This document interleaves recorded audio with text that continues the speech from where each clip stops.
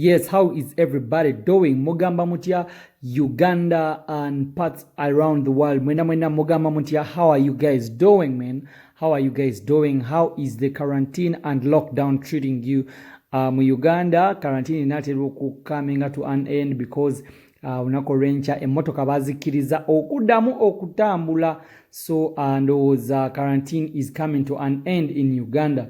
You're welcome to MMTV. Tukwaniriza nnyo ku MMTV. Webale nnyo ku subscribinga. Gwatanaba ku subscribinga kona ko kye kigambo kiri awo kiriko subscribe omalo kikonako okonene ku kade akali awo akagena okujja. Story je tukuletedde leero yekwatagana ku mwana mulenzi Ashburg Kato. Ashburg Kato abantu bavuddeyo nga bamwakiuzinga ebintu bingi nga bamubuuza lwaki walekulira BobiWine, lwaki BobiWine wamulyamu olukwe, lwaki walyamu BobiWine olukwe n'omuvaamu BobiWine. Ekifaananyi kyolabaawo ku screen yo kye kifaananyi kye yapostinga Ashburg Kato nga bamuwadde ente 5 asobole okubanga ajoininga NRM era n'agijoininga bulungi nnyo era kati yakamalayo a week number mu NRM yakamalayo week number mu NRM okuva we yajoininga.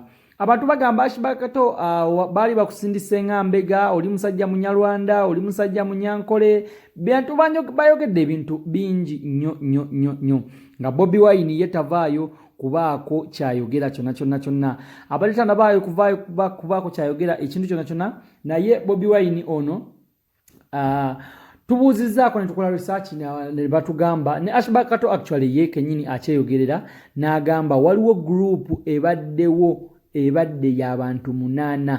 Uliriza bulungi, waliwo group ebadde y'abantu 8 nga bagiyita the Enforcement Expendables. The Enforcement Expendables eno yatandikibwawo BobiWine era nga yeyeka yabadde admin mweno group ye yagitandika ebaddemu abantu 8.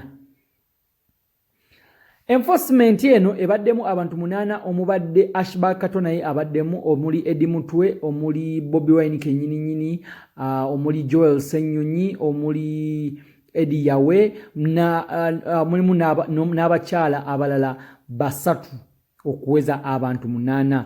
Expendables eno buli kimu gye kibadde kiggwera nga buli kimu kye bateesateesa ekya people power buli kimu ekigenda okukolebwa na buli kimu gye kibadde kiggwera era nga eno group eyagitandikawo BobiWine yagitandikawo ng'agamba yeyeka yalina obeera admin era nga yeyeka yalina okubeera nga ajjamu abantu obanga yateekamu because fena tukimanyi nti BobiWine ono ye CEO oba gwandiyise nannyini kintu owa people power oba president w'ekisinde kya people power ye yakitandikawo ye people power eyo era BobiWine yagenze ahead najjamu mwana mulenzi Ashburg Kato yagenze namujja mu group BobiWine kenyininyini yamwejjidde mu group ya enforcement kiba kiraga nti Ashburg Kato takyalina lukusa lwonna oba takyalina bwogerero oba takyalina nkuusa yonna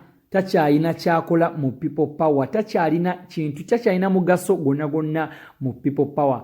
Ashburg Kato yavuddeyo ensonga eno n'abaako kyajogerako n'agamba BobiWine abantu bangi bakwogerera ebbali n'ebbali naye just tebaagala ku admitting tebaagala kukkiriza kubanga nga bakyeyogerera nti bakwogerera n'agamba nti nja kuleeta screenshot zino nga tugeya fada amuyita fada nja kuleeta screenshots zino omuli Edi Mutwe nga bamugeya omuli n'abantu abalala aba people power nga bageya BobiWine tetumanyi oba azirina oba just yabadde ayagala kutiisatiisa.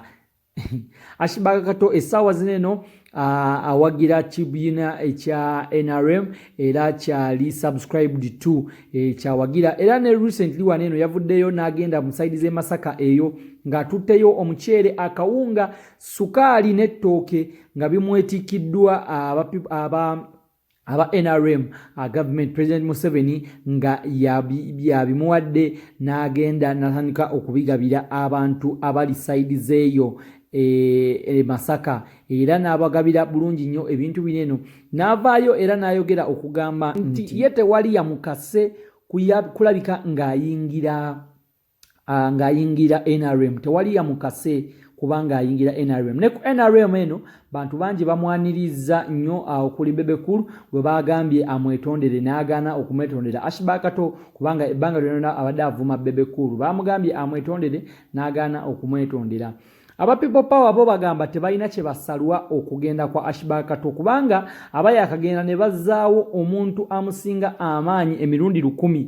Akinajjukirwa nti olunaku olwaleero munnamawulire wa Bukedde TV gwe bamanyi amanyikiddwa nga Innocent Tegusulwa. Innocent Tegusulwa avuddeyo n'ajoininga People Power era bamuyingiza bulungi nnyo ku kitebe kyabwe ekikulu ekiri wali Kamoocha ne bamwaniriza ne bamugamba webale nnyo okwegatta ku mazima, webale nnyo okwegatta ku winning team, webale nnyo okwegatta ku bantu ab'enjawulo tulabike nga ensonga tugisoosotola, ensonga nga tugikwasaganya. BobiWine ye yazje Ashburg Kato mu group eno era bwe twogerera group eno erimu abantu 7 babadde 8 ne Ashburg Kato bamugjeemu erimu kati abantu 7 naye Ashburg Kato ye bamugjeemu penge ye yavaayo n'agamba Ashburg Kato abadde na kyamaanyi kyayongera ku People Power era okugenda kwa Ashburg Kato tekukosezza nnyo People Power kubanga People Power yo kibiina kyamaanyi tekyatandikibwawo Ashburg Kato tekyatandikibwawo Ashburg Kato oba ideas ze zonna era kijja sigala nga kigendera ddala mu maaso nga tewali kikubye ku mukono kubanga balina bayingizaawo n'omwami omupya gwe bayita Innocent Tegusulwa. Nkujjukiza subscribing ku MMTV tulabike nga tweyongerayo ddala maaso. Twabali twakaweza 5 aba subscribing 5k abakaweza bali 15,000 weyongereko tuongereze okugaziya family. Mwebale nnyo kwekumira ku MMTV. Bye bye.